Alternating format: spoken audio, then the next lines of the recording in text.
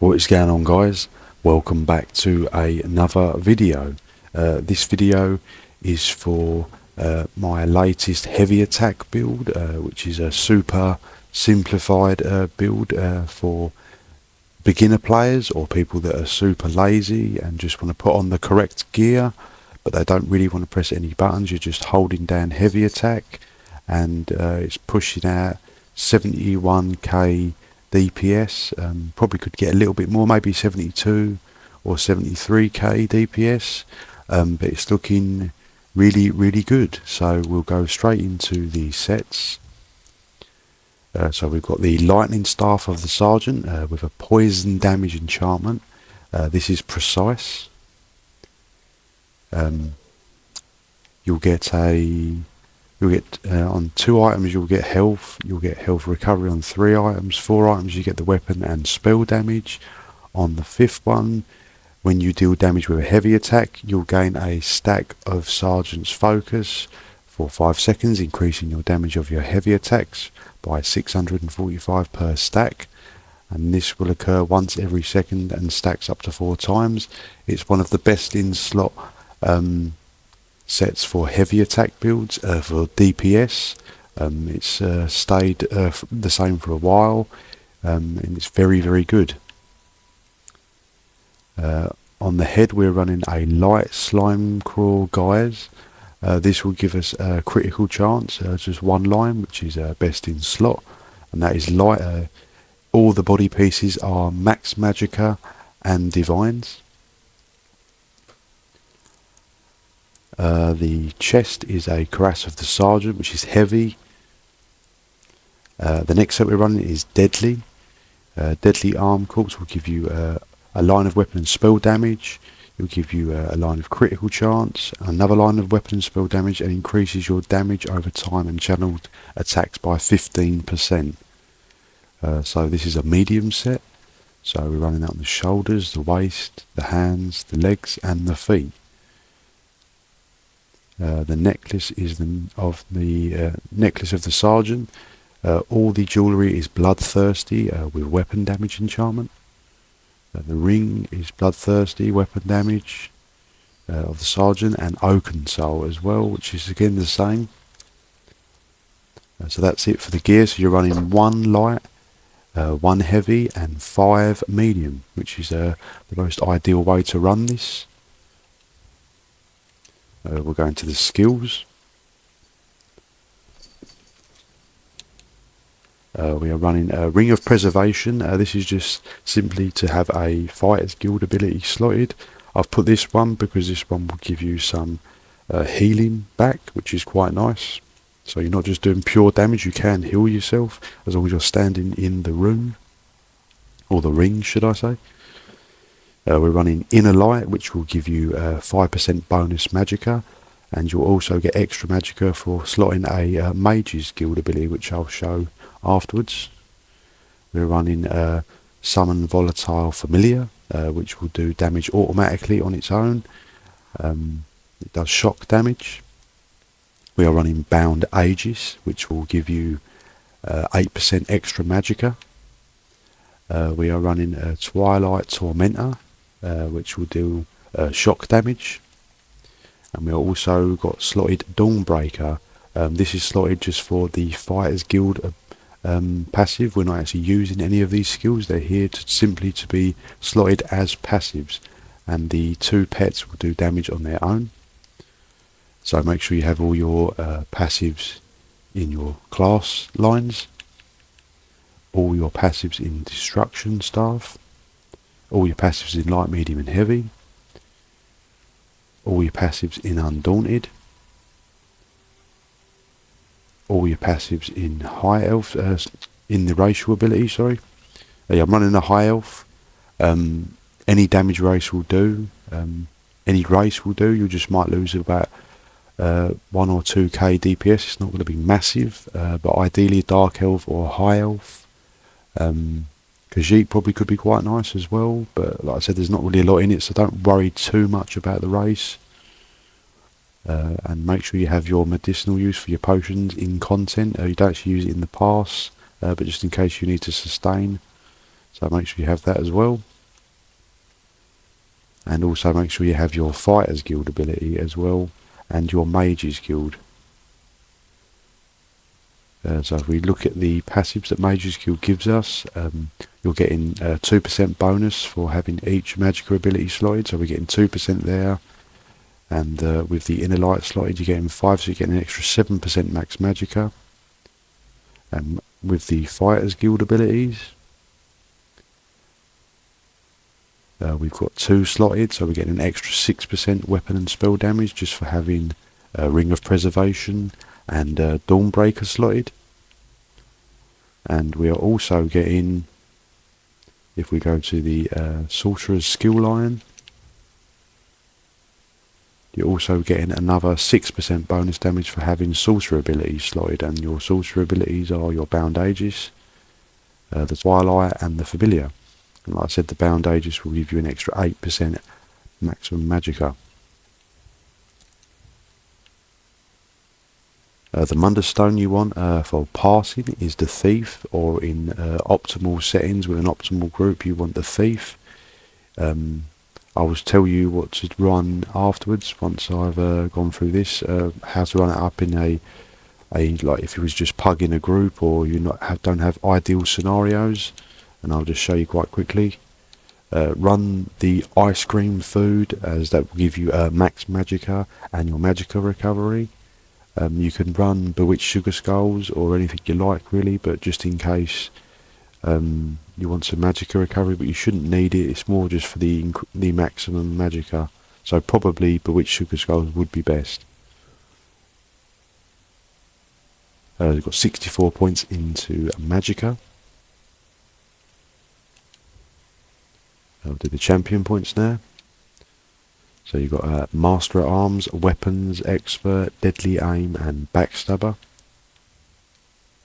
Got Rejuvenation, Fortified, Boundless Vitality or Pain's Refuge. You can move the Rejuvenation because you're probably not going to need that.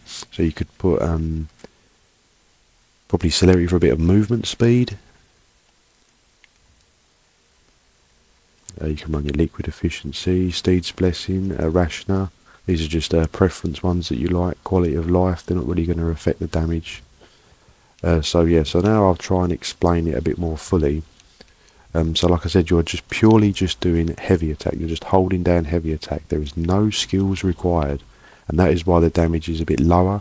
Obviously, if you threw in skills, then you would get higher damage. But this is just a build to show that you can have a really simple build that's going to hit over 71,000 DPS. So that is enough to clear, or pretty much most of the veteran content in the game. You might not be good enough for some veteran trial hard modes, or really extreme content, but this is going to do probably about 90% of all veteran content quite comfortably. Like I said, you've got you said if you put the Bewitched Sugar Skulls on, you're going to have a reasonable amount of health. It's very, very forgiving because you're from range, but this is in an optimal scenario. When you're doing a trial dummy, this is under the impression that you have a optimal group that's giving you buffs and debuffs. If you're not in an optimal group, and say you're running solo, or you're just pugging a group and it doesn't look like they've got what you need, I would recommend to just change. All you have to do is simply change the Mundus Stone to the Lover, as that will give you the penetration that will be required. Because if you look on the stat sheet, the penetration is quite low, but in an optimal group you'll get the pen from other sources provided by your group. If you're not getting any penetration or debuffs provided by your group, then I would recommend just to slot the Lover, as this will be better for solo scenarios and also groups that are not optimal. If they are optimal, then definitely go with the Thief, as this will give you the best damage output. Also, I've got a poison damage enchantment. I would probably recommend to have shock damage if you are on your own, or again not in a very good group, as that will probably be more beneficial to you. But in an optimal setting, like I said, use poison damage and Thief Mundus. So the two things you'd have to change is just the Mundus to Lover and a shock damage enchant, and you're still going to hit reasonably well. So yeah, that's pretty much it, guys. I've hoped I've explained it. There's not really much to explain pass-wise because it is just, there is no skills. You are just literally holding down the heavy attack button. We're not activating the pets. We're not activating the ultimate. It is literally just holding down the heavy attack button. So this is people that want to just complete dungeons and want to be super lazy, and you can, it's a good way to learn about the mechanics of dungeons because you're not worrying about what buttons you're hitting. You're just doing the damage with one button, and you can focus on, learning mechanics of veteran content. So it's very useful for that. Or if you're just really lazy and you just, you want to just complete content and you don't want to be button mashing and pressing loads of stuff and getting really sweaty. Not that a one bar is really sweaty anyway by pressing skills, but this is just, super simplified. Also, if you're very, very new to passing or doing damage, as long as you can acquire the gear, obviously the gear the gear is not tricky to get hold of, if you to say so. When I say it's for beginners, I would say it is for beginners because the gear, Sergeant's Mail, that is in Wayrest Sewers. I mean, it's super easy to get hold of. It's one of the easiest dungeons in the game. So you can get hold of that relatively quickly. The Slimecore Helmet, again, Veteran Wayrest, super, super easy to get hold of.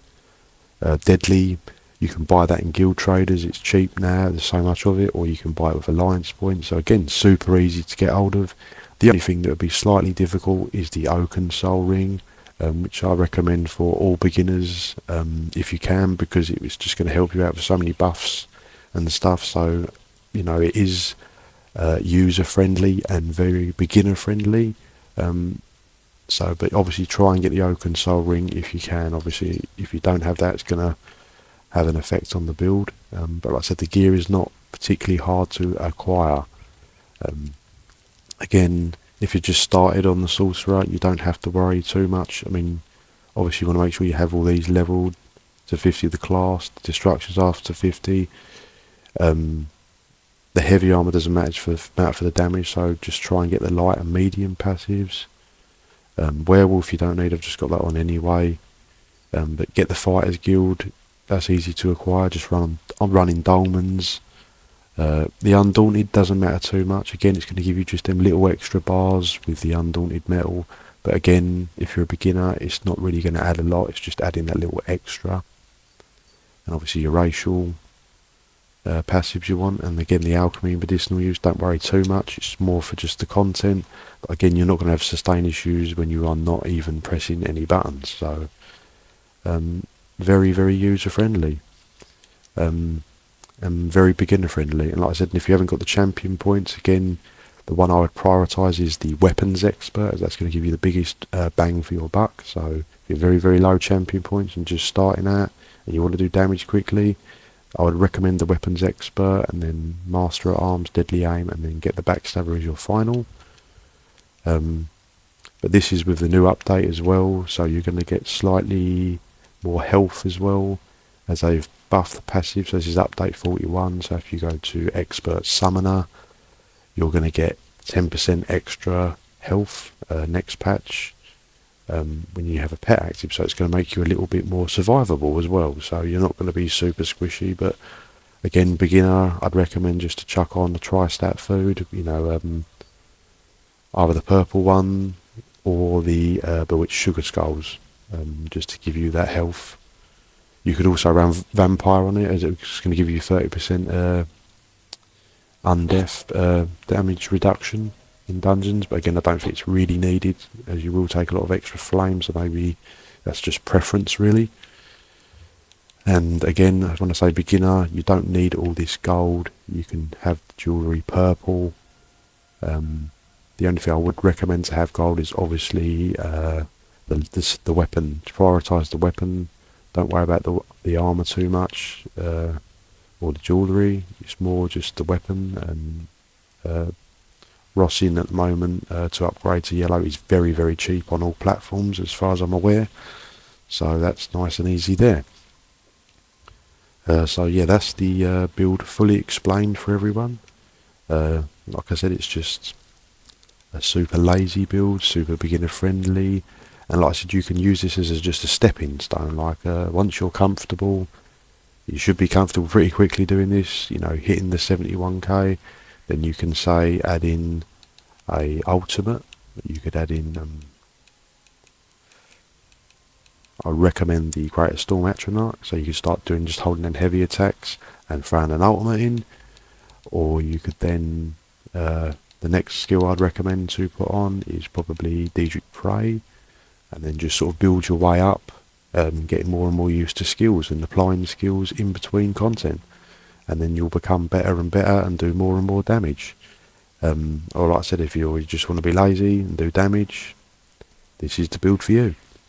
So that's it, guys. Hope you enjoyed my in-depth explanation of the build. All ready for the next patch. If you like this video, please drop it a like, and any comments you have, please drop them in the comment section below the video, and I will see you in the next video.